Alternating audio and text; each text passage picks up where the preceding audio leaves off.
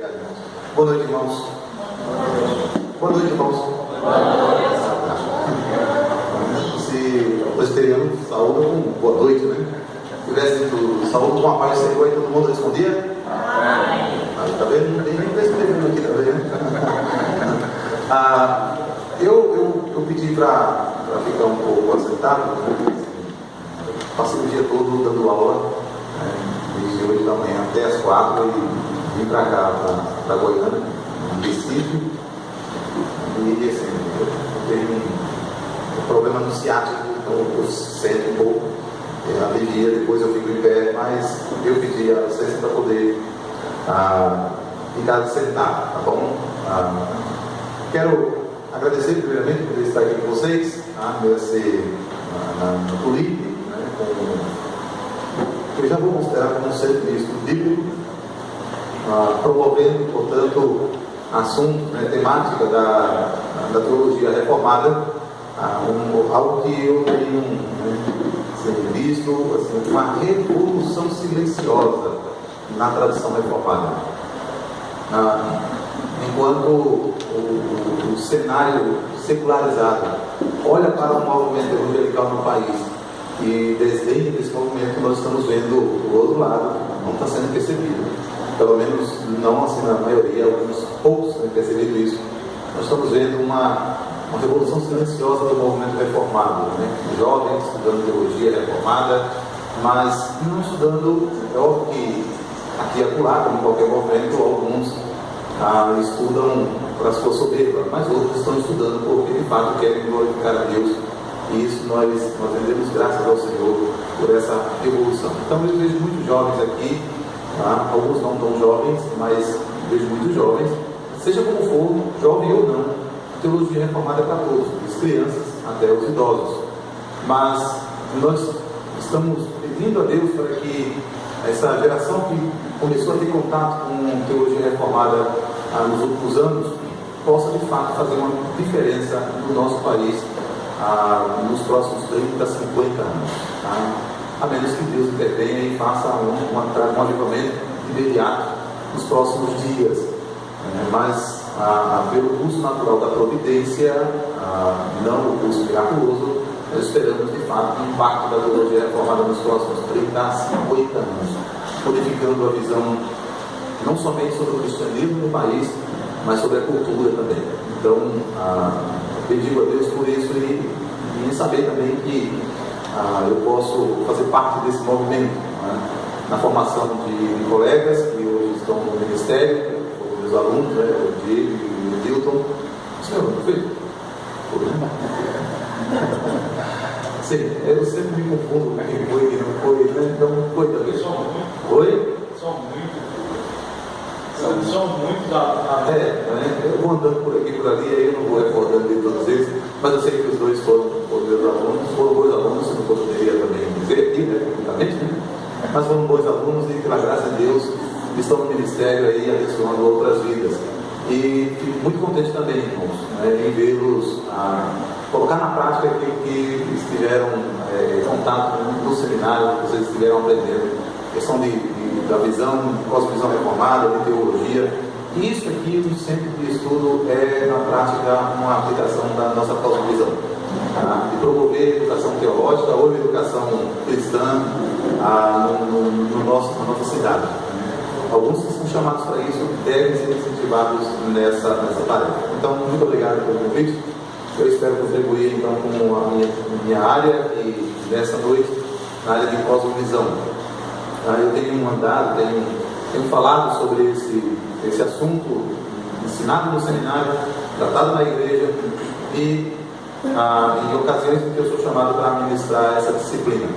Ela é bem abrangente, o tema é bastante abrangente. A gente ouve aqui muita gente falando de cosmovisão, mas parece que não sabe muito bem o que é. Você pensa que cosmovisão apenas como se fosse opinião. E eu irei mostrar nessa noite, discursivamente, claro, que cosmovisão não é uma opinião. É algo bem mais intricado que diz respeito especificamente ao modo como você vê o mundo.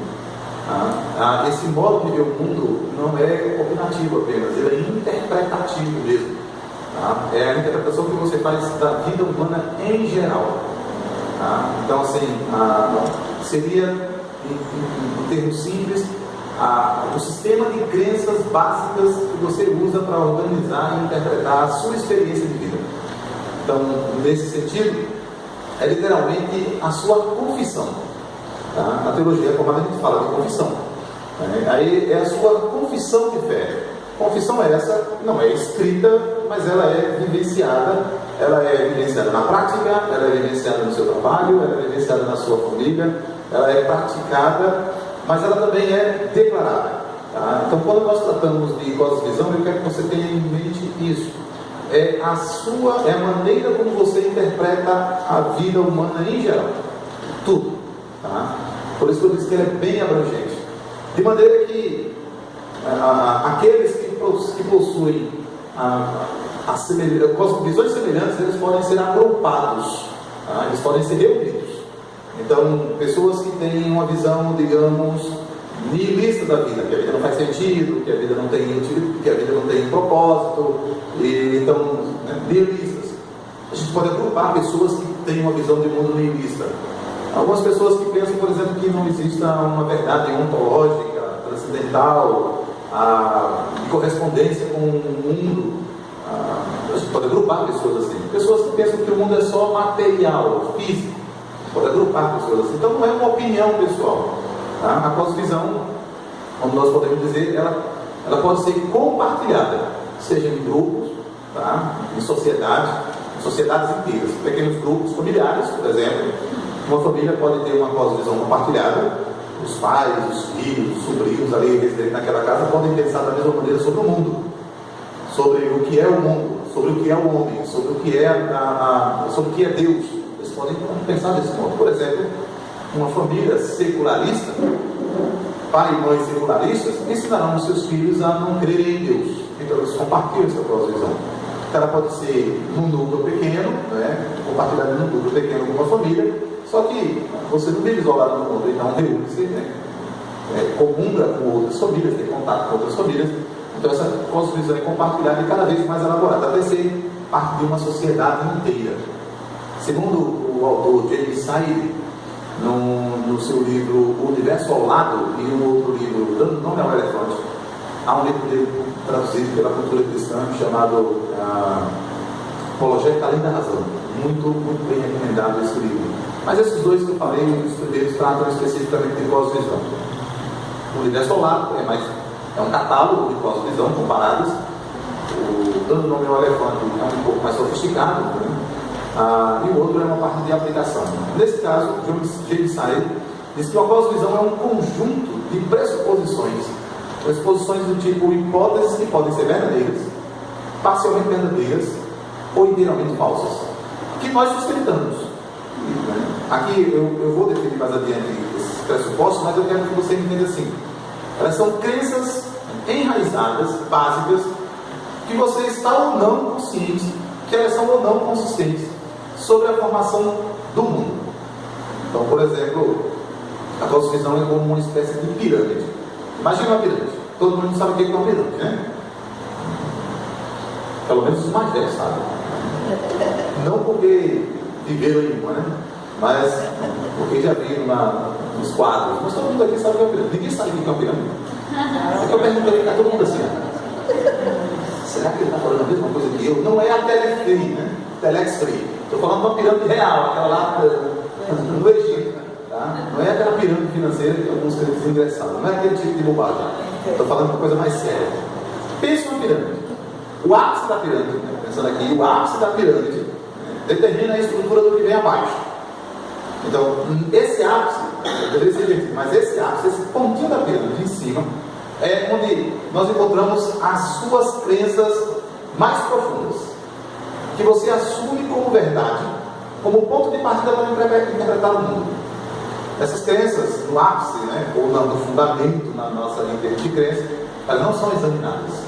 Por exemplo, quando um certo estudioso, cientista e autor, quando publicou Carl Sagan, fez a série chamada Cosmos, e ela é atualizada com um outro astrofísico, não me recordo o nome dele, Neil Gray Tyson, alguma coisa assim, fez Cosmos 2.0. Eles abrem dizendo assim: o universo é tudo que há, tudo que sempre houve e tudo que existirá. Veja, quando alguém diz assim, o mundo todo é material, o mundo inteiro é uma matéria, isso não é um dado científico, isso não é isso é uma crença, tá? Uma crença que tocou como um ponto de partida para que assim pudesse examinar o restante do mundo. Quando alguém diz Deus não existe ou Deus existe, esse é um ponto de partida para que ele examine o mundo, ok? Então pense na pirâmide, tomando esse pontinho em cima como as crenças mais fundamentais. Nós chamamos essas crenças de axiomas, que são assumidos, são pensados antes de serem testados no mundo, antes de serem verificados. São crenças. Crença aqui não é crendice, tá bom? Crença é um compromisso último que você tem com algum pressuposto. Então, com esse axioma, com esse ponto, ele examina ou ele elabora, tá? De modo, assim, tomadas como verdade, sem provas, sem a base para determinar todas as outras proposições, todas as outras crenças. Isso integra o seu sistema de crença, de maneira que agora, através dele, ele vai examinar o mundo. Então, é importante entender que os pressupostos, que essas crenças básicas, não são resultado de argumentos. Ninguém chegou a essas crenças principais. Mas se ela foi derivada de outra crença, então ela não é básica. Tá? O que quer dizer por crença básica? Que ela assume o fundamento para a construção das outras coisas. Se elas fossem, seriam conclusões e não pressupostos. Pressupostos são aquelas verdades, entre aspas, que são consideradas tão óbvias que ninguém pode duvidar delas. Tá? É fundamental que quando você estiver avaliando uma cosmovisão política, artística, física, química, científica, filosófica, religiosa, você pare para examinar exatamente esses pressupostos, avaliá-los. Isso não é uma tarefa simples, tá? Não é uma tarefa tão fácil. Logo mais, se eu tiver o secretário desligado, mas eu vou permitir projetar ali pelo menos 2 imagens. Tá? É essencial examinar isso porque nem sempre elas são óbvias. Tá? Essas ideias que controlam a sua conclusão. Por exemplo, quando alguém diz assim, é óbvio que a escritura não é a palavra de Deus, ela é um livro escrito por humanos. Até, por contrário, não há nenhum livro no mundo que não tenha sido escrito por um humano, né? Mas ela é um livro escrito por homens. Talvez você pense que isso é um argumento, mas isso é a conclusão do que ele pensa. Como é que pode ser a conclusão? Pense um pouco. Se ele acredita que há Deus, mas ele não interfere no mundo, ou não existe Deus, então ele não pode crer que a Bíblia é a palavra dele, ok? Então, antes dele chegar à conclusão de que a Bíblia é um livro comum, qualquer, sem revelação, sem nada, observe que é uma crença anterior. Perceberam isso? Dá para perceber? Quando, por exemplo, o seu professor de história diz assim, na verdade o mundo vai de mal a pior, daqui para frente é tudo ruim, etc. Isso não é um argumento, isso é a conclusão de uma crença. Qual é a crença? A crença de que o homem não é bom, de que a sociedade não é boa, a crença de que a história do homem evolutivamente não é para um paraíso, é para a morte, para o fim. Isso é a conclusão. Então, perceber quais são as crenças que estão formando, conduzindo a essa conclusão, é fundamental para que você possa compreender, inclusive, o seu contexto, tá bom? Não seria exagero dizer que a maioria das pessoas não está consciente dos seus pressupostos. Não seria difícil dizer isso. E por isso mesmo, elas são controladas por ideias que nunca chegaram a entender. Um exemplo que eu costumo dar é como é que crentes, cristãos, podem ao mesmo tempo dizer que Jesus Cristo é a verdade, o caminho, a verdade e a vida, e ao mesmo tempo serem relativistas no tocante à verdade. Ele tem uma crença que está controlando sem perceber. Como é que ele pode dizer que Cristo é o Salvador do homem e ao mesmo tempo admitir que alguém pode ser salvo sem Cristo? Ele tem uma crença que está controlando ele. Como é que ele pode defender, por exemplo, como cristão, o valor da vida humana e ao mesmo tempo fazer um discurso favorável à interrupção da gravidez em casos banais? Eu não estou interessado aqui em casos mais sérios, aquele previsto na lei, que é uma outra discussão, não vem o caso agora, nem exponho também num momento como esse. Mas, de modo geral, então, como é que, por exemplo, você diz que é cristão e é favorável ao sexo livre? Isso são coisas incompatíveis. Então, ele é cristão e admite o não pecar contra a castidade, o sétimo mandamento, não pecar contra a castidade, que existe fidelidade, pureza, e aí, de repente, ele está ali aplaudindo o divórcio, a promiscuidade e tudo mais. Como é que pode isso? Como é que ele pode ser cristão e admitir o não pecar contra a propriedade, não furtares? E de repente ele está defendendo invasores de terra. Parece ser um contrassenso. Então, porque há crenças que estão não somente conflitantes, mas que estão controlando as suas ideias. O resultado é que as pessoas fundamentam a sua interpretação de vida em certos alicerces equivocados, sem ter a menor noção de que há algo errado. Essas crenças, elas são tão sérias que elas funcionam como uma espécie de jogo, regras de jogo. Se você joga xadrez, joga dama, joga futebol, palidinho, qualquer jogo, existem regras. Essas regras determinam o que pode ou não no jogo. Não é assim que funciona? Não é isso? Como se você joga um xadrez, lá tem a regra que determina o movimento das peças. Você não pode mover as peças contrárias àquelas regras. Você não pode mudar a regra no meio do jogo. Se você joga futebol, da canela para cima não é pescoço, é canela e falta, Então você tem que respeitar as regras. Essas crenças, talvez você não esteja consciente delas, elas determinam o que é possível ou não. Ok? Então, as pessoas que partem do pressuposto, da crença de que Deus não existe, quantos milagres seriam necessários para acreditar que Deus existe? Não há milagres, porque se Deus não existe, milagres também não existem.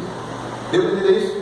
É bem curioso que a gente vê isso com muita frequência.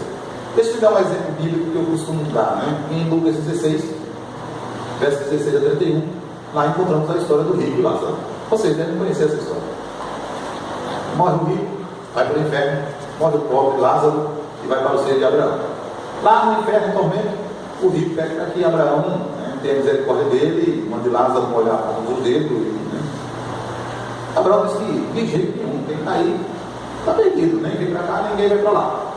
Então fala o seguinte, Abraão, manda com que alguém, Lázaro, vá lá na casa dos meus irmãos, que eu tenho mais 5. E eles vivem a vida semelhante a minha, então avisa para eles, manda cuidado, porque esse lugar aqui não é bacana. O que Abraão disse para ele? Quem lembra? Abraão diz assim, de forma nenhuma. Eles têm Moisés e os profetas. Ouçam. O rico é incrédulo. Que conversa é essa de lei e profeta? Se um morto sair daqui e for até lá e disser para eles que esse lugar existe, eles vão acreditar. A resposta de Abraão: se eles não ouvem Moisés e os profetas, tampouco acreditarão, ainda que um morto ressuscite. Pense nisso que está sendo dito. O que ensinam Moisés e os profetas? Que existe aquele lugar, que existe julgamento, que existe punição, vida após a morte, juízo final, existe tudo isso. Se ele não acredita naquilo que Deus mostrou na sua palavra, ele também não vai acreditar no seu morto ressuscitar. Então, se alguém parte da premissa de que Deus não existe, então tal pessoa nunca poderia aceitar que acontecem milagres. Se ele se deparar com um milagre, ele vai tentar encontrar uma outra explicação para aquilo, para evitar a conclusão que chegou ao milagre, que aconteceu um milagre. Mas digamos que se a evidência for tão forte, mas tão forte, que não teria como fugir, porque ele acredita que Deus não existe, ele vai dizer: olha, é melhor aguardar mais explicações para que a gente encontre, mas que foi Deus, não. Então, uma crença que eu estou falando é desse tipo. Ela controla absolutamente tudo quanto você é, tá bom? Então, se alguém está comprometido com uma visão caótica do mundo, o mundo não é criado, isso vai conduzi-lo à sua vida. Então, se a cosmovisão é assim, esse conjunto de pressupostos, de crenças, você vai interpretar o mundo por esse conjunto. uma cosmovisão completa, assim, um sistema completo de cosmovisão, tem algo a dizer sobre absolutamente tudo, ou pelo menos uma tentativa de interpretar tudo. Quando surgem novas informações no sistema de cosmovisão, que a cosmovisão não pode explicar, então ela mostra que é limitada. A ideia de cosmovisão então abrange todas as áreas da vida, seja no estudo da filosofia, na política, nas artes, em qualquer ocasião. Tem como fazer aquela correção? Enquanto você joga ali, eu vou colocar logo mais, tá bom? Então, pensem na cosmovisão desse sentido, pressuposto, por meio desse axioma. Ele raciocina, ele usa a lógica para poder raciocinar, ele examina os dados com base nisso e ele vive à luz disso, que é o que eu vou mostrar logo mais para vocês, enquanto o Diego tenta ligar ali, tá bom? Então, antes de avançar, há alguma dúvida? Eu sei que eu deixaria para o final, mas antes de prosseguir, enquanto eu também ligo ali, algum questionamento, alguma coisa que eu falei que você não entendeu? Eu espero que você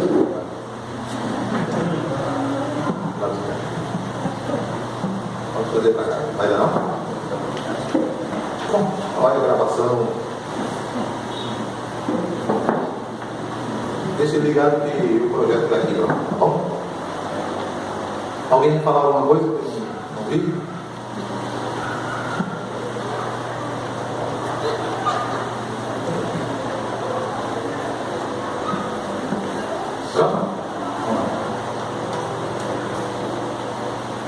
Esse quadro, essa imagem eu sempre coloco, sempre apresento para os alunos do seminário, para que eles entendam o que está acontecendo.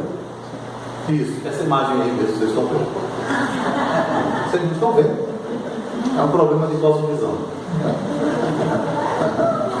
Vocês não estão enxergando. Bom, agora, dá para ver? Veja, aqui eu vou pegar esse. Tem esse negócio aqui?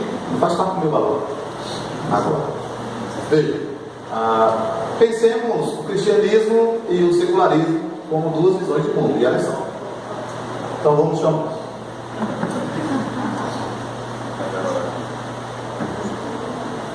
Bom, então pensemos a torre do humanismo, o secularismo e a torre do cristianismo. Tá? Esse quadro aparece não sei se está ali, da Answer in Genesis, resposta em Gênesis.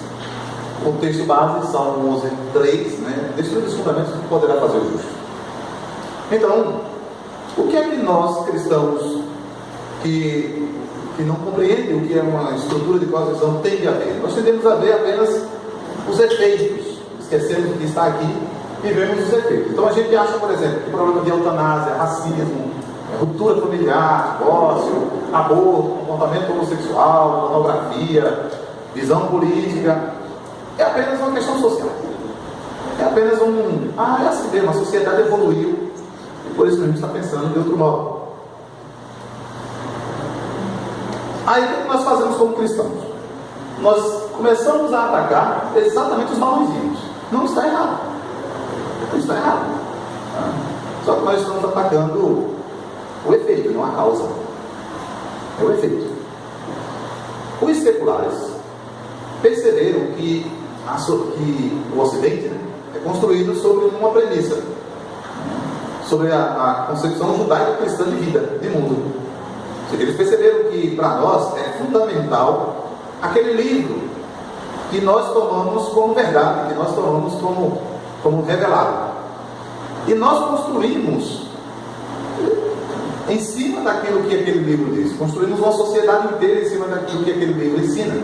Sobre sociedade, sobre política, sobre os homens, sobre o mundo. Então nós admitimos, por exemplo, a criação. O mundo não é surgido por acaso. Ele é criado por Deus, trazido à existência por Deus. Se ele é criado por Deus, ele tem significado. Significado esse que pode ser encontrado na natureza. As coisas são o que são, eu estou vendo ali, eu percebo o mundo, digamos assim. Eu posso usar o meu raciocínio para investigar o mundo. Os seculares perceberam isso, então eles não atacaram os efeitos, eles atacaram o fundamento, eles atacaram aquele livro. Dezenas, centenas de anos atacando os fundamentos. Então, isso não é o livro, não é a palavra de Deus, isso é um livro comum. Aquilo que ele ensina sobre o homem não pode ser verdade, é um mito. Esse negócio de dizer que Cristo é a única verdade, é um engano. Eles começaram a atacar isso o tempo todo, de gerações após gerações. E o resultado é que o cristianismo começou a ruir de dentro e de fora, né? Dentro pelos ataques de liberais, né? De incrédulos que se diziam cristãos, e fora por seculares e incrédulos declarados, tá ok?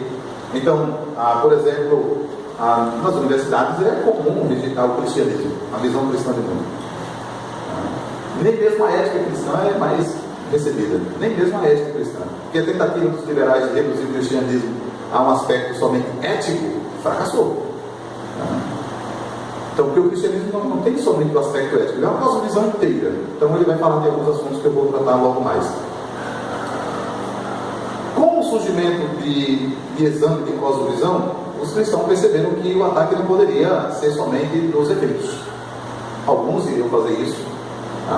Então, um cristão estudando sociologia pode sim perceber os efeitos, mas ele não pode negar quais são as causas. Então, os cristãos também passaram a atingir o conceito, né, de que o homem é a medida de todas as coisas. O dístico de Protágoras. Né? Então, passou a atacar isso. O que acontece? Se os fundamentos são destruídos, aí o prédio todo, tá ok? Então, o que é que esses cristãos, Abraham Kuyper, Herman Doiver, James Ford, Francis Schaeffer, Nancy Pierce, no Brasil, Guilherme Carvalho, Vinícius Pimentel, Vinícius da Silva Pimentel, tem dois, né? Tem um Celso Manado da Fiel, então, e o outro, oi Vinícius, né? Então, o que é que eles começaram a fazer? Eles começaram a trabalhar exatamente em cima de uma cosmovisão cristã, todo abrangente, todo completo, ok? Então, esse quadro aqui nos mostra que o caminho é, ou nós tratamos em cima das crenças que os seculares têm, ou nós vamos ficar atacando efeitos, né? E quando você ataca efeito, na hora que você fala, por exemplo, eutanásia, né? Um livro que eu gostaria de recomendar, Contra a Cultura, David Platt. Pobreza, casamento com pessoas do mesmo sexo, racismo, escravidão sexual, imigração, perseguição, aborto, órfãos e pornografia.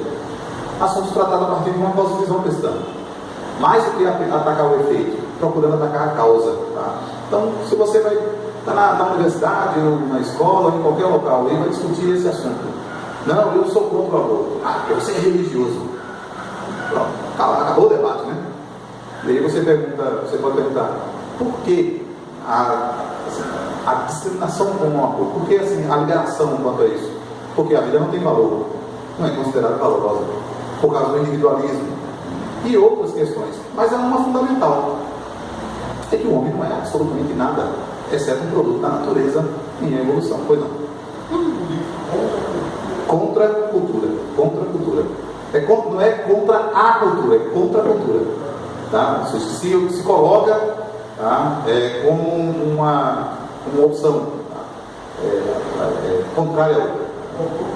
David Platt, tá? da Vida Nova, tá? Um chamado compassivo para confrontar o mundo desses temas que eu falei, ok? Vou tirar aqui para poder voltar para onde eu estava. Certo? Então, pensando em cosmovisão, nós temos que lembrar disso. Pode ligar, daqui a pouco eu ligo de novo. Tá?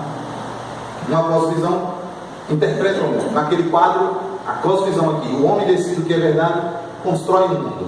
Tá? E o mundo é refletido no comportamento, refletido na ética.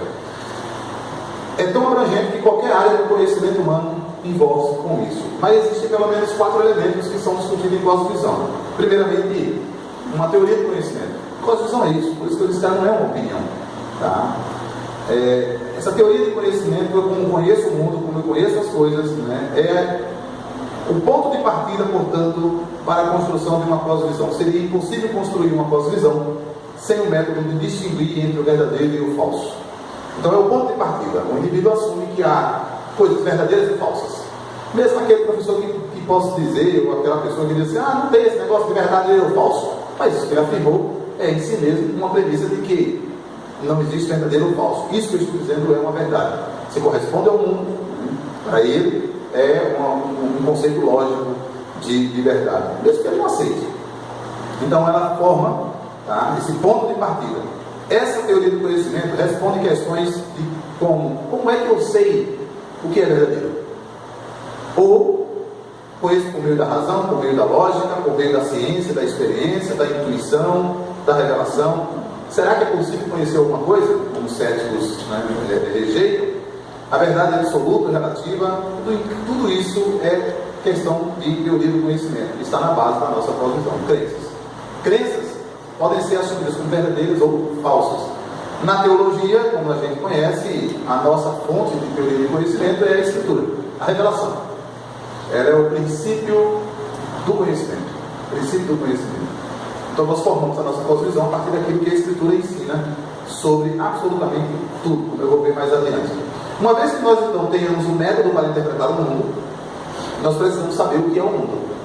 Quando alguém afirma o mundo é material, ou físico, o mundo é espiritual, ou o mundo é uma combinação das duas coisas, tudo isso se dá porque ele assume antes que conhece o mundo, ok? Então, como é que ele pode explicar o mundo? Qual é a natureza de Deus, do homem? Se o mundo existe ou não? Você sabe que tem gente que diz que o mundo não existe, né? Só projeção da nossa mente. Essa é a parte que nós chamaríamos de metafísica, um termo mais técnico, mas que não é de ao clero, o secular aos outros. A vida boa é a vida religiosa, o que gera uma espécie de misticismo. Então, os evangélicos nesse país, de modo geral, não vou dizer todos, mas de modo geral, eles são evangélicos com alma católica romana. Então eles precisam, por exemplo, dos pequenos mediadores, sem contar a religião de matriz africana também, tá? Que causa esse sincretismo aí, então, com objetos sagrados e tudo mais. Uma tradição protestante mesmo, no nosso país, parece que não pegou. Nós temos um evangelicalismo místico, portanto. Então, não pense que essa unidade vai se dar. Ela se dá como a gente está vendo aqui. Ok? Eu sou assim, incentivador desse tipo de unidade aqui. Ok? Nós mantemos, por exemplo, o credo apostólico seria o nosso mínimo da nossa cosmovisão cristã. Tomando a Escritura como base e teremos o credo apostólico como mínimo. Eu penso que aqui todos os crentes creem em cada proposição do credo apostólico. Manteríamos as nossas particularidades em nossos lugares. Mas aí ao mundo, esse credo deveria nos dirigir. Deu para entender? Por exemplo, eu sou presbiteriano, você é um assembleano. Nós temos distintivos entre nós dois. Ok? Então nós deixaremos esses distintivos na nossa comunidade. Mas quando nós saímos ao mundo, então nós vamos levar aquilo que de fato é da nossa unidade. A unidade é aqui o credo apostólico, digamos assim. Então nós vamos lá para fora com isso, ok? Para que não aconteça que quando a gente chegar lá fora, nós sejamos divididos por essas particularidades. Porque, na verdade, a acusação contra os cristãos, os evangélicos, é exatamente essa, é na sua particularidade e não na sua unidade. Por que a igreja batiza desse jeito, aquela batiza desse jeito, por que pode isso, não pode aquilo? É na particularidade. Os ataques não parecem acontecer no núcleo da fé cristã, no sentido do credo, digamos assim, do resumo do credo. Então, o problema, assim, me parece que é a cosmovisão que é adotada no nosso país, no meio mesmo evangélico, não é, de fato, uma cosmovisão distintamente cristã. Tá? É uma cosmovisão sincrética. Ok? Parece assim, eu posso estar errado, mas a minha leitura que eu tenho feito dessa situação é essa. A conclusão que chegamos justamente é essa, principalmente por causa desse misticismo, esse sincretismo também é religioso. Quando você fala que, posso chamar você? Sim, claro. Quando você fala que partimos do milênios, né, quando supostamente tudo começou aqui no Brasil, e que não tivemos influência do cristianismo, de fato, para combater o que foi internalizado a meio da nação com o catolicismo. Eu vejo, por exemplo, esses dias eu assisti lá em Recife, sempre tenho a oportunidade de conversar com o Frank, e ele, na palestra que apresentou, por exemplo, a doutrina da justificação pela fé somente. Os evangélicos, de modo geral, não conhecem. Então, ainda creio na salvação por obras. Claro, no protestantismo não existe essa ideia de salvação por obras. Então, nós sim precisamos. Trabalho como esse daqui, chamando pessoas que podem ajudar, cooperar e tudo mais, e vocês aplicando isso, que a gente chama de processo discipulado, é o que vai fazer a diferença. Mas não é amanhã, a menos que seja uma intervenção miraculosa, o avivamento do Senhor. Mas no curso natural, na providência, em 20, 30, 40 anos, nós podemos ver de fato alguma mudança. Se os crentes que estão aprendendo hoje da teologia protestante reformada puderem aplicar isso de fato na prática, aí nós vamos ver mudança a longo prazo. Por isso que eu chamei de revolução silenciosa, porque as pessoas veem esses movimentos que você falou. Ele passa ali e vê um movimento daquele lá na Cabugá, com gente se espalhando, gritando, com objetos místicos e tudo mais, pedindo dinheiro, vendendo as graças e tudo mais, ok? Mas não passa e não vê isso aqui acontecendo. O processo de educação cristã nessa ocasião aqui foi absolutamente diferenciado do que aconteceu lá. Ele sai de lá místico e você sai daqui entendendo o que é ser cristão. Então, nós esperamos sim que Deus use, que tenha acontecido a literatura, as pessoas como o reverendo Augusto Nicodemus, o Jonas Madureira, o Frank Ferreira, tem cooperado. Por exemplo, alguém não sei se a sua denominação Assembleia de Deus é aquela tradicional, né? Mas, por exemplo, o Jeremias Couto, o pastor Jeremias Couto, tem feito um excelente trabalho. O Ciro, um jovem chamado Gutierrez, está fazendo um excelente trabalho. Então tem muitos, inclusive da Assembleia, muitos que estão fazendo um trabalho como esse, de cosmovisão cristã, e sendo aplicado. James K. Smith tem um livro que não foi publicado no Brasil ainda, que trata da contribuição pentecostal para uma visão de mundo. Então assim, parece que esses aí estão de fato na busca dessa unidade. Eu sei que os que vão me ouvir, mesmo da minha tradição, lá fora, eu tenho alguns fiscais da ortodoxia alheia, vão tender a criticar, mas eu não tenho compromisso diretamente com eles, eu tenho um compromisso com o cristianismo maior do que esse particular. Então o que nós precisamos é fazer isso. Estamos aqui reunidos? Repliquem isso. Peguem a literatura. Por exemplo, eu indiquei o livro do Contra a Cultura, Introdução à Nossa Visão Cristã, do Craig Bartholomew, publicado também pela Vida. A Cultura Cristã tem um livro chamado A Mente Cristã, do Oliver Barclay, e outro, O Crente no Mundo de Deus, do Cornelius Plantinga. Então assim, você tem hoje boa literatura que pode aplicar na sua igreja, no pequeno grupo, na sua família, para que você possa formar de fato uma cosmovisão do sentimento cristão. Pastor, então o Brasil tem que reviver ou viver de novo a reforma, já que ele pulou esse período. Ele vê não, quando ele virou, né? O que ele precisa de fato é uma reforma. E, sim, alguns chamam de avivamento. Eu prefiro o termo reforma. A reforma envolve também uma intervenção divina, não de imediato, mas paulatina. Como aconteceu com a reforma protestante, ela foi fruto de uma série de movimentos que antecederam.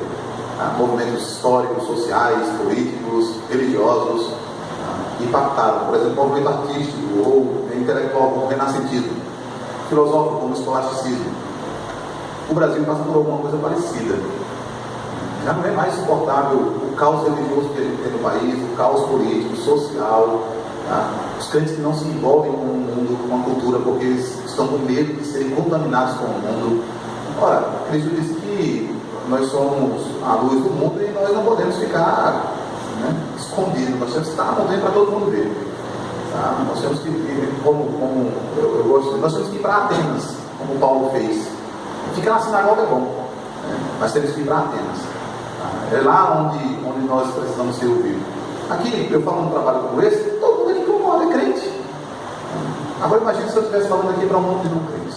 Seria bem diferente. Então eu procuro esse tipo também de atividade. Nós precisamos de uma reforma de fato. Por exemplo, é bobagem, ficar brigando no Facebook sobre particularidade. Eu penso que é bobagem. Tá? Então você está lá perdendo uma série de tempo. Eu vi um colega da Universidade Federal dizendo, ele não crê, ele disse, mas a minha lei do tempo é assim, bem movimentada, é calvinista versus arminianos o tempo todo. Né? Poxa, por que a gente não deixa isso para nós, no particular? Vamos chamar uma conversa, um debate, mas olha no Facebook um monte de bobão, né? discutindo coisa sem fim. Tá? Enquanto isso, os políticos vão passando a mão. Vão passando as coisas e a gente não vai percebendo. Aí o que acontece? Nós temos um movimento político no Brasil, né, começando a surgir aqui e acolá. Mais uma vez, os cristãos ficam aquém do debate. De modo geral, você tem cristãos já fazendo isso. Mas de modo geral, eles ficam aquém do debate. Eles estão preocupados com questões celestiais, entregando o mundo, né, ao mundo. Eu falou um pouco dessa questão de ser cristão na universidade, e não significa a questão ética, né? Como seria se você é cristão? Porque ele não vai estar na universidade como orientador falando de teologia, mas assim. Você já questionou o antirrealismo dado na pesquisa científica? Não? Está na hora de fazer isso. Veja, como é que eu posso ser cristão e admitir uma perspectiva antirrealista? De que não há correspondência nas coisas do mundo. Ora, se eu sou um cristão e ela me descreve o mundo como criado por Deus, então é objetivo. Há um mundo lá fora. Tá? Eu não estou inventando as coisas, eu estou descobrindo o que está lá. A descoberta científica, portanto, se amoldaria com o que está no mundo e não uma reinterpretação dele. Ora, está na hora de questionar isso. Tá? Nós temos hoje 2 movimentos no Brasil fazendo isso. Eles ainda se gladiam aqui e acolá, tá? Mas pelo menos a gente começa a ver contribuições. Nós temos, por exemplo, a Associação Brasileira de Cristãos na Ciência, né, liderada pelo Guilherme de Carvalho, um bom trabalho. Eu sei que alguns criticam porque eles adotam o teísmo, evolucionismo, alguma coisa desse tipo, eu não sei bem. Mas eles estão fazendo um bom trabalho, traduzindo material do McGrath e tudo mais. E eu tenho do outro lado a Associação Brasileira de Design Inteligente, né? Lá liderado pelo Marcos Heller, o bioquímico lá da Unicamp, fazendo esse tipo de trabalho também. Então, em vez de eles ficarem brigando, né, eles apresentam pesquisas científicas, estudos filosóficos para a ciência, a investigação. Então, pronto, seria esse o caminho. Ser cristão é pensar com a mentalidade cristã questões relacionadas para a sua área de pesquisa, por exemplo. Ok?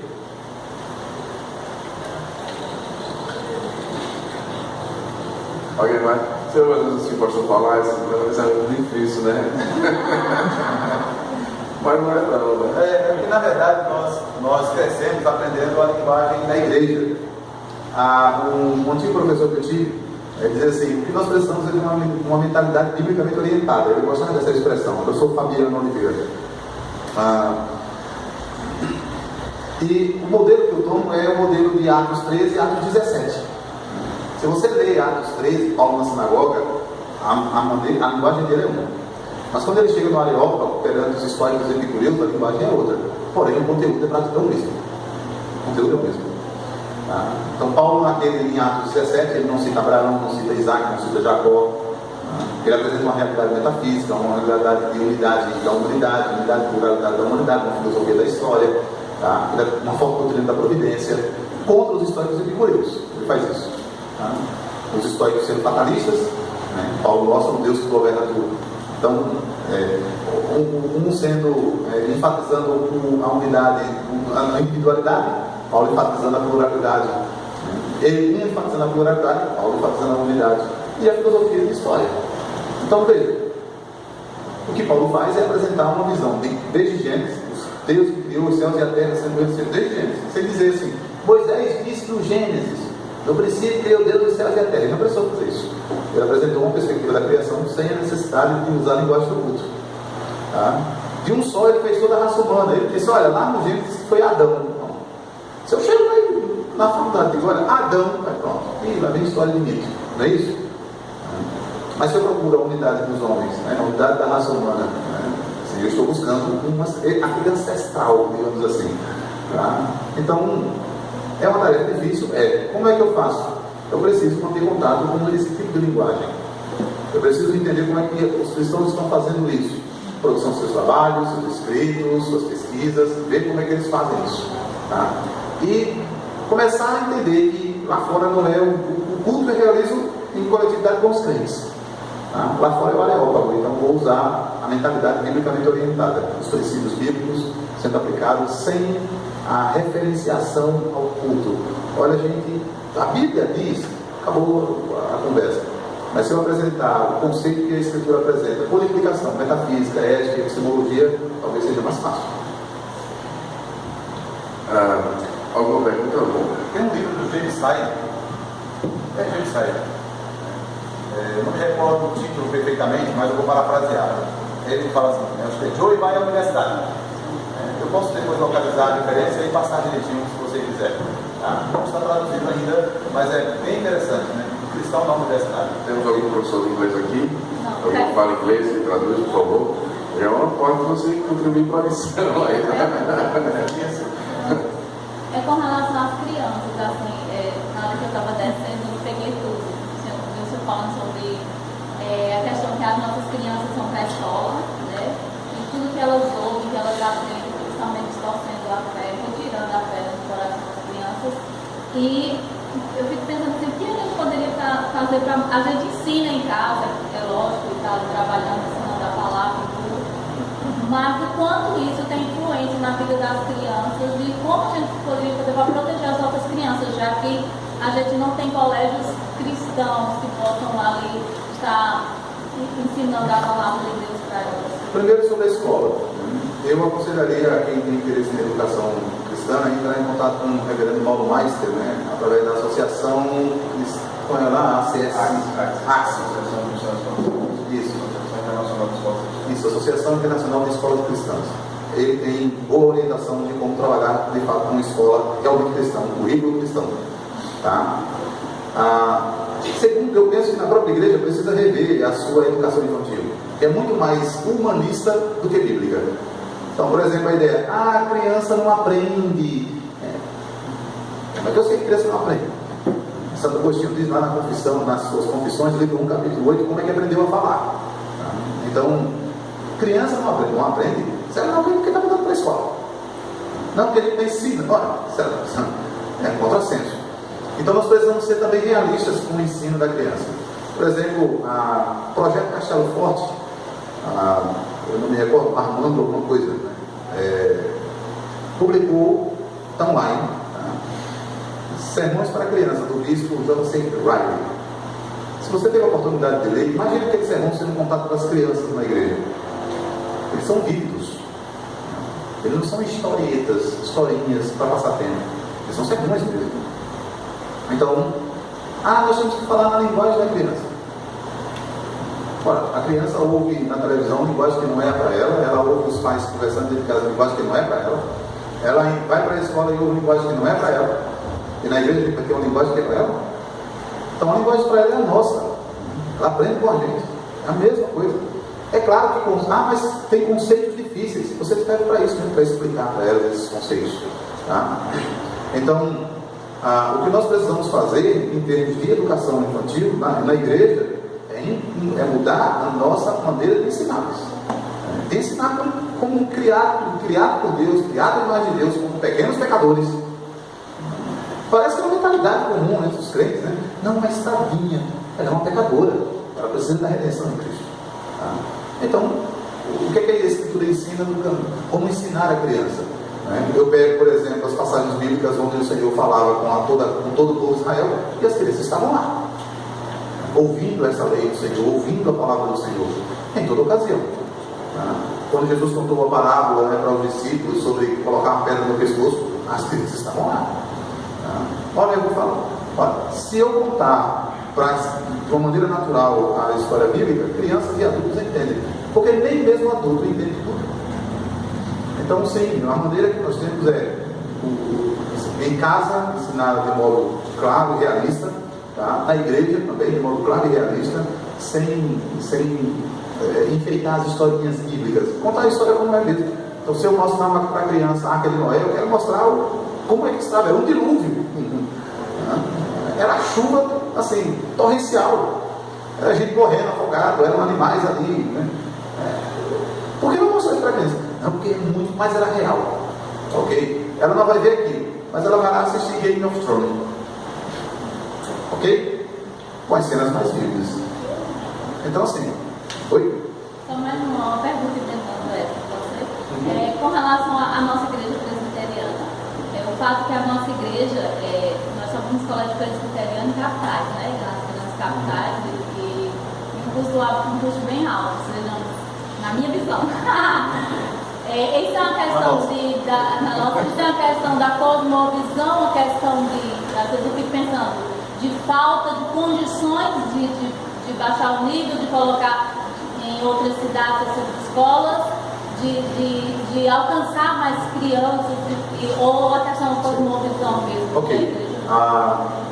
Eu não tenho a informação assim, completa ou abrangente, né? Alguém diz assim, isso aí, o mundo está na nossa cabeça. Isso é uma metafísica. Isso leva ao camarada que tem uma cosmovisão ou uma sociedade, uma teoria do conhecimento, uma metafísica, leva-o a uma teoria do valor. Nós chamaríamos de ética ou estética. Depois que ele propõe, portanto, uma teoria sobre a natureza das coisas, ela enfrenta o problema de avaliar e determinar o que deve ser feito com este universo. Nós podemos dizer que essas duas teorias, esses dois conceitos, teoria do conhecimento com metafísica, implicam de fato em uma ética e, claro, também em uma estética sobre o que é belo, se há beleza no mundo ou não. Pense como Cristo falou. Veja, eu falei 3 áreas. Teoria do conhecimento, ela descobre o que é verdade. Metafísica se interessa pelo que é a existência. E ética se interessa pelo modo de vida. Não é assim? Teoria do conhecimento sobre o que é verdade. Como é que eu sei que o que eu sei é verdadeiro? Sobre metafísica, o que é a existência. E sobre ética, como é que eu me comporto? Cristo disse em João 14,6 alguma coisa que a gente conhece, que eu julgo que os cristãos conhecem de cor. João 14,6, como é que ele diz? Eu sou o caminho, a verdade e a vida. Se ele é a vida, ele é a existência, né? Sustentáculo da existência, da vida, traz a existência, traz as coisas da existência. Parece que ele está dizendo assim: o fundamento da metafísica sou eu. Mas não somente isso, ele diz: eu sou a verdade. Se ele é a verdade, ele está dizendo: se ele diz alguma coisa sobre o mundo, tem que ser, ele não pode mentir. Se ele diz algo sobre o homem, tem que ser. Se ele fala algo sobre o que é Deus, não pode ser engano, tem que ser verdadeiro. Ele está dizendo: eu revelo as coisas. Na verdade, João 1,18 diz isso: ninguém jamais viu a Deus, o Filho unigênito que está no seio do Pai, eis que o revelou. Então, Cristo parece ser o fundamento da nossa teoria do conhecimento. Se eu quero saber o que é o mundo, sobre o que é o homem, sobre o que é a sociedade, eu posso perguntar a Cristo, encontrando as suas palavras. Mas ele diz que ele é o caminho. O caminho na Escritura não é somente o lugar onde a gente anda, né? É o modo de vida, é a nossa ética, é o nosso padrão. Então ele é a fonte da nossa ética. 3 coisinhas que eu acabei de dizer que aparecem lá nas filosofias lá fora, nas disciplinas nas faculdades, na televisão, nos filmes, essas coisas estão lá. E Cristo nos disse que era para nós. Então, na teologia, nós podemos falar em ética com uma aplicação correta da doutrina que nós conhecemos. Então, a doutrina é a nossa epistemologia, sistematizada, ordenada em termos de visão do mundo, que fala sobre o que é o mundo e que nos diz como nós devemos viver de modo correto. E por fim, uma cosmovisão apresenta também uma história da humanidade. Ela mostra para onde os homens estão indo, responde qual é o propósito da vida. Na teologia nós temos a escatologia. Eu gosto bastante desses aspectos porque nós estamos sempre tratando desses aspectos, seja na cultura, seja nos estudos, em qualquer ocasião nós estamos tratando pelo menos 3 áreas: criação, queda e redenção. E consumação, se apresentarmos no 4º elemento. Criação, qual é a metafísica cristã? Deus existe e criou o mundo, nossa metafísica, e governa o mundo. A queda, que deu errado no mundo. A redenção, o que é possível fazer para corrigir. E a consumação, para onde todas as coisas estão caminhando. Sendo assim, gente, quando nós tratamos de cosmovisão, nós temos que perceber que o cristianismo nos fornece uma cosmovisão completa. Ela nos mostra o que o mundo é, quem Deus é, tá? Ela trata das nossas opiniões sobre impostos, política, sobre violência urbana, sobre criação de filhos, sobre a organização da própria sociedade. Ela nos fornece tudo isso. Então, talvez seja a maior dificuldade nossa é como derivar da Escritura esse sistema. O John Frame, um teólogo cristão, na área de filosofia também, ele diz assim: num certo sentido, o cristianismo se opõe a toda e qualquer filosofia que há no mundo. As filosofias discutem esses assuntos que nós falamos. O cristianismo também discute, então, uma visão completamente distinta das demais. O cristianismo é mais do que um relacionamento com Jesus. É mais do que isso. É mais do que o relacionamento que se expressa em termos de piedade individual e pessoal. Mais do que isso. É mais do que simplesmente a frequência à igreja. É mais do que você ir à escola dominical. É mais do que você fazer o estudo da Bíblia individual em um pequeno grupo. É mais do que praticar boas obras. Em outras palavras, como diz o Franco Ferreira, é mais do que discipulado, mais do que acreditar em um sistema de doutrina sobre Deus. O cristianismo é uma maneira de ver e compreender toda a realidade. O cristianismo trata disso tudo. É curioso, porque o evangelicalismo brasileiro é um evangelicalismo místico. Então nós fazemos assim. Veja se não é assim. A política está num caos, não está? Eu penso que sim, talvez, não sei. Mas a política está num caos. Você olha para o cenário político do nosso país e diz: poxa, e agora? Para onde a gente vai? Nossa, os caras metendo a mão no bolso da gente, fazendo tudo, roubalheira tremenda. E aí alguém na igreja, um cristão chamado, ele percebe que é vocacionado para aquilo, e ele chega ao pastor da igreja: pastor, eu estou seriamente pensando em me candidatar a ser vereador dessa cidade, ou ser deputado estadual ou federal. Eu seriamente pensando nisso. O pastor, em vez de investigar se aquilo é uma vocação real, diz assim: conversa, vai para lá fazer o quê? Daqui a pouco tu vai se corromper também. Veja, é um cristão com uma visão extremamente pessimista de que a política pode ser redimida através de cristãos lá. Então, qual é a tarefa de um pastor que tem uma visão cristã de mundo? Vamos investigar se você é chamado para isso. Se você é chamado, então vai ser preparado para isso. Então, você vai estudar política. Você vai se dedicar a isso. Você não vai subir, não vai ser candidato, vereador ignorante. Você vai tratar de questões sérias da cidade. Você vai ter que cuidar da cidade. Então, vamos preparar você para isso. Eu estou ensinando a ele como exercer uma visão cristã do mundo. Ok? Rapaz, vamos botar fulano lá dentro, porque o cara chega lá na câmara, ele abre a Bíblia e prega. Ali não é o lugar de pregar. Não é o lugar de pregar. É o lugar dele ser cristão, com mentalidade cristã, sem necessariamente abrir uma Bíblia. Ok? Então ele vai expressar isso no seu, não somente na sua postura ética, mas na sua elaboração de recursos, para os seus debates. Ele vai fazer isso. Vai para a universidade. Pastor, eu estou querendo ir para a universidade. Mas tu não vai para aquele negócio não, porque eu conheço muita gente que crê que foi para ali e perdeu a fé. Quando um jovem procura: eu quero ir para a universidade, vá. Quer fazer o quê? Eu quero fazer química, matemática, física, letras, biologia. Ótimo. Se ele foi chamado como crente para isso, prepare para que ele possa ser um cristão nesse local. Quando João Batista apareceu batizando, lá no livro de Lucas, registra o seguinte: as pessoas vinham e diziam: e agora? O que é que a gente vai fazer? E João Batista falou, por exemplo, aos soldados: não defraude mais a ninguém, se contente com o seu soldo, seja justo. A cada um ele foi dizendo o que ele deveria fazer. Então o crente quer ser um comerciário, seja justo, seja honesto, cumpra o que precisa ser cumprido, como cristão, mentalidade cristã, redimindo o comércio, redimindo aquela área. Eu quero ser um cristão, um músico cristão, acompanha músicas para a igreja, ok, você foi chamado para isso também. Mas se puder contribuir com os valores cristãos para o cenário lá fora, Tá? Não aquelas músicas que ele viu lá na rádio, né? Eu passei aqui, eu estava aqui, eu mudei uma rádio daquela de cuspir fogo, mudei para outra também. As músicas não diziam absolutamente nada. Então, assim, o cristianismo, portanto, é mais do que simplesmente um relacionamento pessoal com Deus. Ele me coloca num mundo. Quando no Antigo Oriente Médio um faraó queria expressar que ele tinha poder em uma certa região, ele mandava construir uma estátua sua.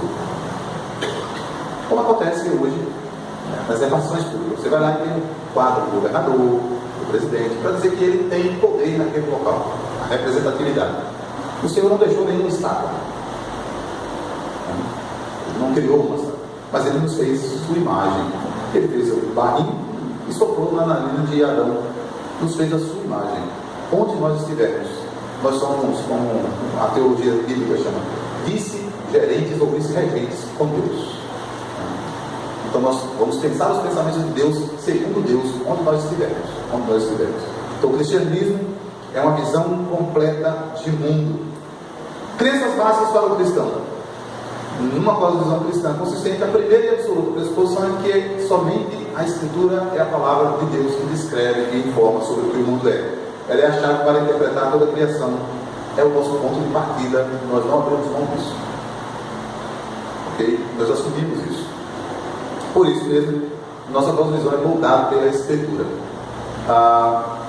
Os termos centrais da nossa fé expressam exatamente a nossa ação no mundo. Por exemplo, a Bíblia diz que Deus criou o mundo. Então eu posso investigar o mundo. Agora há pouco à tarde, quando dava aula, eu lia o texto de Santo Anselmo. Santo Anselmo disse que quer conhecer mais a Deus. Aí meu irmão perguntou para mim: aí pastor, a gente já tem igreja para quê? Está querendo cada vez mais, conhecer mais.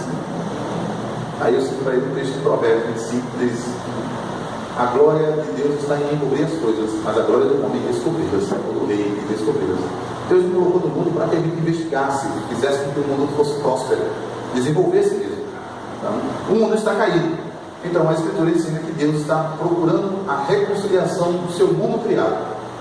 Caído, mas ainda criado. Criado, caído. Deus está reconciliando por meio do seu Filho Jesus Cristo, com o fim de renovar o seu reino pelo seu Espírito. Observe, Deus criou o mundo, mas ele está caído. Mas ele está interessado na sua renovação, na sua redenção, para que assim o seu reino seja de fato estabelecido.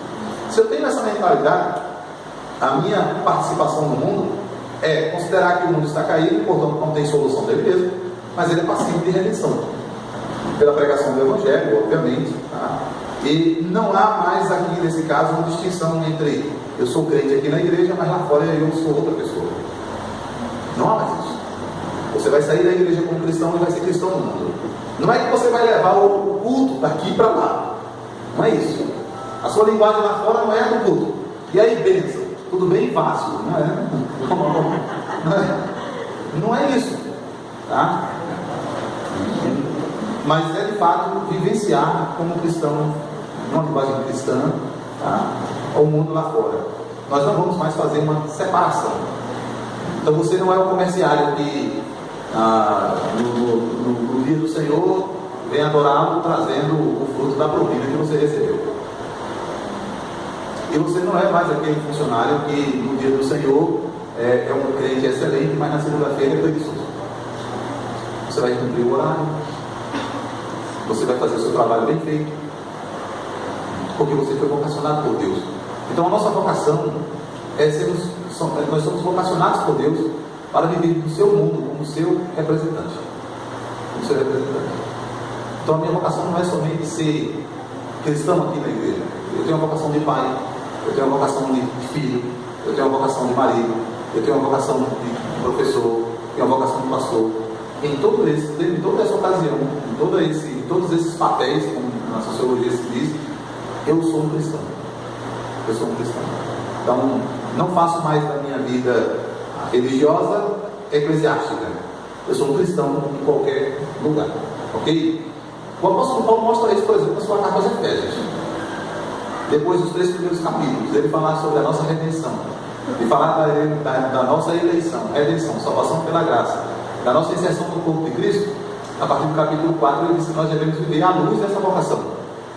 Na igreja, ele coloca isso no capítulo 4 até o capítulo 5 aproximadamente, verso 21, e depois ele mostra na família, relacionamento do esposo e esposa, depois relacionamento pais e filhos, e no final, relacionamento com os patrões, e os patrões com os empregados. Nós poderíamos ampliar assim, na vida eclesiástica, na vida social mais próxima, familiar, e na vida social extrafamiliar. Então lá nós temos esses imperativos da vida cristã, que nós podemos resumir assim: Deus criou o universo e a humanidade, deu a essa humanidade uma ordem, porém essa ordem não foi cumprida e essa humanidade caiu na pessoa de Adão, e com isso a criação, que antes era boa, se torna agora difícil de ser trabalhada. Mas Deus enviou o seu Filho para a redenção de homens e da criação. Você já parou para pensar que a gente não deveria entregar a ideia de ecologia para o Greenpeace? Mas cadê os cristãos trabalhando noções ecológicas a partir de um ponto de vista do discernimento cristão? Cadê? Onde é que eles estão? Educação. A quantidade de ensino doutrinário materialista, secularista que o seu filho recebe na escola. Você acha que meia hora de escola dominical vai resolver esse problema? Vai. E meia hora de escola dominical fraca, que é para dar para a criança ficar pintando, até brinco, né? Brinco com seriedade. O seu filho vem para a escola dominical e ele encontra o desenho de Davi e Golias, um moleque sem ser queimado do sol, bonito, um menino bonito, um gigante, assim, talvez, né, animal, assim, animado, né, um desenho animado, e aí você dá para ele, tá? Aí ele vai para a escola e ele encontra a foto de Napoleão Bonaparte, a imagem de Alexandre o Grande, e ele vê ali um guerreiro. Sabe o que foi passado para ele? Isso que você viu aqui, de Davi e Golias, é uma historinha. Aquilo que é história de verdade. Ou quando dá para ele a pintura da Arca de Noé. Você já viu os desenhos infantis para a arca, os animais são lindos. Noé não é um velho, cansado. É um, sabe, se ele não tem rugas. Está tudo em paz na arca, tudo tranquilo. Olha a descrição bíblica. Olha a descrição bíblica. Aí você dá a criança, passou para ela a imagem aqui, que é uma historinha, sem nenhuma relação com a realidade. Então, na escola, por 5 dias na semana, com pelo menos 4 horas, se ele estiver numa escola de referência, 8 horas, recebendo secularismo, de que as histórias bíblicas não são reais. Ele chega na igreja e ele encontra exatamente isso, de que a Bíblia não é um livro confiável. Ele chega na igreja e encontra exatamente esse tipo de coisa.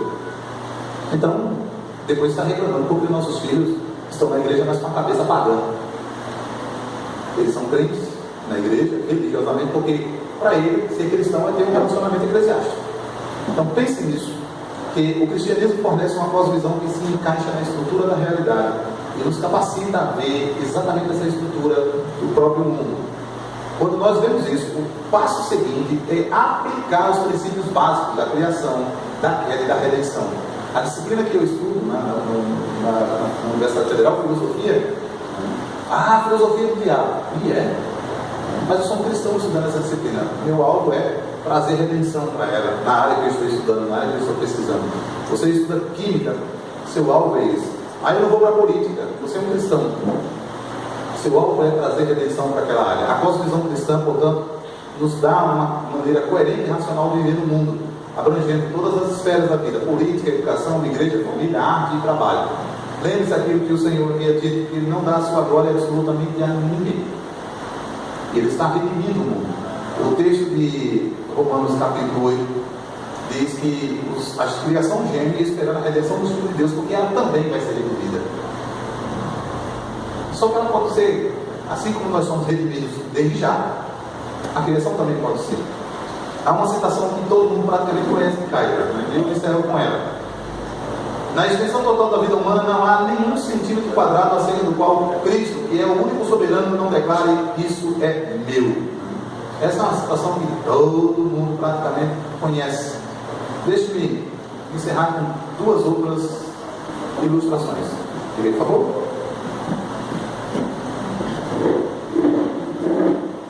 A quem pertence esse mundo? Se você perguntar ao testemunho de Jeová, ele vai dizer que é o diabo. Mas se perguntar aos evangélicos também. O mundo jaz no maligno, não é? Não é assim?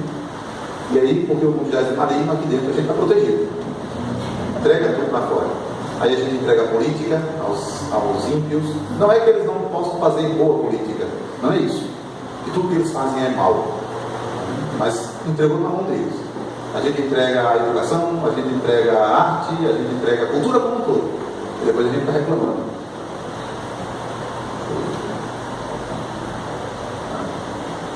Cristo transforma a cultura. Ele transforma todas essas áreas aqui, que são apenas algumas. Nosso entretenimento, os estudos matemáticos, as ciências físicas, da família, transforma tudo. Porque nós sabemos que, no nosso caso, nós somos chamados por Deus, no mandato que Ele nos deu, para vivenciar absolutamente todas as áreas que há no mundo. Todas elas. Ok? Pensem nisso, que é, de fato, aquilo que nós precisamos. Cristãos, sendo cristãos, em todas as áreas do conhecimento, em todas elas. Qual é o seu chamado? O Senhor chamou você para quê? Chamou primeiramente para ser filho, para ser marido, para ser pai, para ser mestre, professor, para ser aluno. Ele chamou você para quê? E o que é que move o seu coração? O que é que você gostaria de fazer na vida? Qual é a coisa que você olha e diz assim: eu não deveria fazer outra coisa, eu gosto demais disso. Seja o cuidado do lar, seja a pretensão de um governante de Estado, seja o cuidado do filho, seja a pretensão de ganhar um Nobel. O que é que você foi chamado para fazer? Como cristão, em qualquer chamado desse aí, em qualquer local, você deve interpretar o mundo de Deus por sua revelação e vivenciar essa revelação, não fazendo distinção entre isso aí é secular. Não, o mundo é de Deus e a nossa vivência perante Ele é isso mesmo, é corandela, perante Ele em todo tempo. Cosmovisão é de fato um sistema que nós precisamos, cristãos, para interpretar o que está lá fora, tá bom? É isso. Tá, ok, pastor. Alguém tem alguma pergunta? Pode ser feita pergunta, tá? Nós vamos fazer pergunta, só levantar a mão e fazer pergunta, pastor Gaspar. Calma. Um pouco de tempo. Então eu vou começar com a pergunta. Goiânia é uma cidade muito religiosa, sim ou não? Nós historicamente está muito presente na cultura da cidade de Goiânia. Então o catolicismo é muito forte aqui, enquanto o movimento neopentecostal e até mesmo o pentecostal histórico, como Assembleia de Deus, é muito forte na cidade. As igrejas reformadas está ressurgindo aqui. Nós temos a igreja presbiteriana das Quintas, a qual eu estou lá como pastor, e tem aqui agora a igreja presbiteriana na Linda Amor, o pastor Pedro. Mas há umas igrejas batistas também, que são que estão avançando na reforma protestante em reformar. Mas é muito pouco ainda na cidade. Eu penso que, então, voltando à pergunta, a cidade ela é muito religiosa.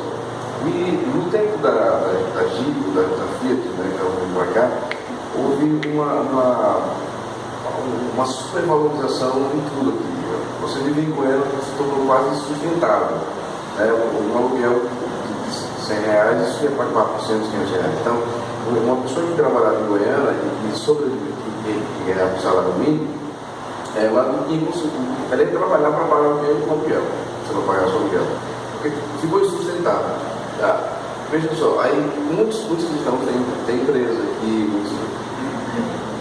essa supervalorização do serviço, do produto, ela manifesta uma separação entre aquilo que ele crê e tem em relação a Deus na sua vida religiosa e o seu trabalho, podemos pensar assim? Não necessariamente. Não necessariamente. Em Israel, quando houve prosperidade, o Bíblia registra que a prata desvalorizou, o ouro desvalorizou. Então, há um princípio sim de, eu sei talvez em uma cultura como a nossa a coisa não pega bem, mas é uma cultura assim, uma expressão de livre mercado. Cristo conta uma parábola, né? A parábola dos trabalhadores na vida, né? Contrata o primeiro pela manhã e dá a ele um valor. Contrata o segundo e dá o mesmo valor do primeiro. Trata já no finalzinho e dá o mesmo valor ao terceiro, já no finalzinho da tarde. Alguém lá reclama. Como é que pode um negócio desse? Ele trabalhou o dia todo. E o senhor pagou a mesma coisa para esse, que só trabalhou uma partezinha do dia. O que é que Jesus responde para ele? Lembra lá? Peraí, o que foi que eu fiz de acordo com você? Não foi por X? X você recebeu. Vai reclamar por quê? Reclamar do contrato? Você não aceitou isso? E mais, você está criticando a minha maneira de administrar, o dinheiro é meu. Então, por outro lado, não quer dizer a exploração. Então, uma supervalorização estaria indo na contramão de uma perspectiva cristã. A perspectiva cristã seria um preço justo. Tá? O que faria, por exemplo, uma cidade que aumentasse a sua arrecadação em termos de trabalho? Ela também aumentaria os seus valores, sem problema. Mas um cristão que hipervalorizasse, né? Exacerbasse o valor de um produto, né? para aproveitar da necessidade de outro, rapaz, olha, você que está procurando, o preço é esse. Só que eu sei que com esse preço eu não vou alcançar de maneira justa quem vai precisar. Eu supervalorizo o preço. Então também não seria cristão. É cristão sim, sem nenhum problema, é uma visão cristã de oferta de mercado, de procura de mercado. Tá? E é por isso que eu não acredito que uma visão, como nós temos no Brasil, uma visão política no Brasil não é adequadamente cristã, de Estado gerindo o comércio e tudo mais, tomando conta de tudo, também não é cristão. Não é que a licença do Estado não seja cristão. É cristão sim. Mas um Estado gigante não. Mas também um mercado absolutamente livre, também não. Ela passa pelo princípio de justiça. Ela precisa atender aos pobres na sua necessidade, mas pense um pouco. Você tem uma televisão de, digamos, 100 mil reais. Pode, mas você tem uma televisão de 1.000 reais ou de 800 reais. Se a minha condição é de comprar uma televisão de 100 mil reais, não é problema. Seria ruim se eu não tivesse a condição e reclamasse daquele que está comprando aquela. Tá? Mas porque na sua providência Deus contemplou ricos e pobres, então o cara pode comprar uma televisão que se adequa ao seu bolso. Mas ele não pode comprar. Paciência. Tá? Suporta a providência. Ok? E trabalha para que compre. Há uma concepção errada. E isso impacta também parte da religião, da visão religiosa. Olha, Deus chamou você para ser pobre, então fique pobre. Não é assim. Tá?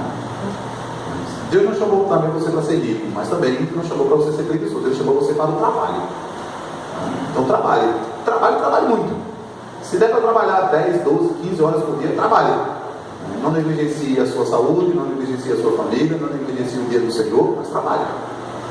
Uma das coisas que eu vi a partir de um incrédulo num programa nessa semana, eu estava vendo de João Pessoa na terça-feira à noite, ou terça ou quinta-feira, não me recordo qual dos dias, e um incrédulo num programa de rádio, né, ele dizia assim: é curioso que os países protestantes são os que mais prosperaram em relação aos países católicos romanos, porque a visão protestante de trabalho é livre, é iniciativa. Eu começo o meu trabalho, seja na agricultura, seja no comércio, eu dou início ao meu trabalho, eu prospero, o Senhor me chamou para ser trabalhador, pronto. Se eu vou ficar rico ou não é outra questão, mas Ele me chamou para trabalhar, então trabalho, e sendo justo.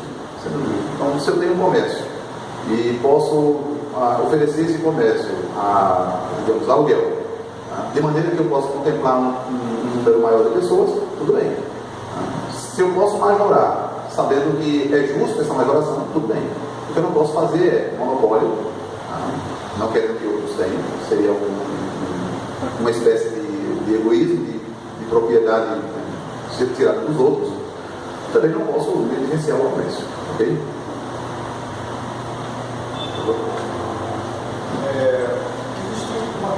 que é muito grande hoje, principalmente nesse século XXI, né? Que é o século do novo conhecimento, o século que o ser humano tem que estar preparado para esse desafio. Mas existe uma carência muito grande em relação à religiosidade, certo? Eu falo isso de uma forma preocupante, porque quando nós passamos em Recife, ali, se não estou enganado, na Busca Lugar, nós encontramos várias igrejas, como se fossem entes farmácias, vendendo o mesmo remédio. Ou seja, são entes igrejas, uma próxima da outra, tentando e buscando professar a mesma fé, mas os irmãos, eles não se enxergam como irmãos, não é? Então, fica muito distante essa cosmovisão de quem de fato é Deus para esse particionamento religioso que hoje é muito forte no nosso país. É muito forte. Então, primeiro eu quero dar os parabéns por esse material apresentado, certo? Eu vi convidado pelo Felipe ali, também o irmão de Cristo, né? E todos vocês são irmãos de Cristo. Eu sou assembleano, certo? Mas eu me preocupo muito, certo? Com esse particionamento religioso, o que está acontecendo com o nosso país, primeiramente, tá? E com o verso em relação ao nosso divino. Como é que fica essa cosmovisão? É o seguinte, a questão do sectarismo religioso na verdade, conforme a própria estrutura nos ensina, é fruto da carnalidade dos homens. Nós não podemos confundir unidade cristã com uniformidade cristã. Nós estamos num país que é altamente místico, é místico. E, portanto, parece-nos, historicamente, o Brasil não passou pela reforma protestante. Ele saiu do 1500 e ingressou na religiosidade do século XVIII. Nós tivemos poucas incursões protestantes. Eu não sou da área de história da igreja, mas nós tivemos poucas. Tá? Majoritariamente o país é católico romano, cristão católico romano. E no catolicismo romano há uma forte ênfase